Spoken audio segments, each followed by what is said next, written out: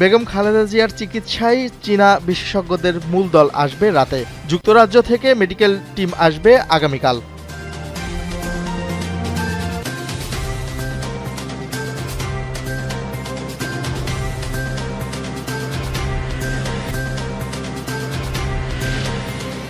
ভোক্তা পর্যায়ে এলপি গ্যাসের প্রতি 12 কেজি সিলিন্ডারের দাম 38 টাকা বাড়িয়ে 1253 টাকা নির্ধারণ করা হয়েছে, যা কার্যকর হচ্ছে আজ থেকে।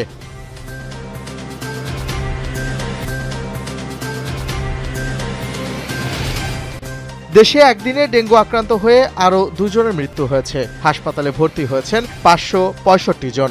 স্বাস্থ্য অধিদপ্তরের সংবাদ বিজ্ঞপ্তিতে এই তথ্য জানানো হয়।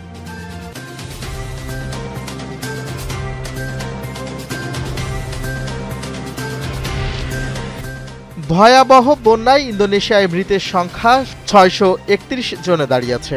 এই তথ্য জানিয়েছে বার্তা সংস্থা এএফপি।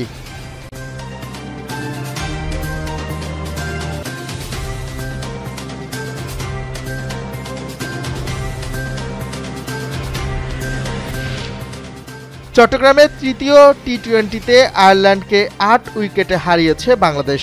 এই জয়ের মাধ্যমে সিরিজ জিতল লিটন দাসের দল।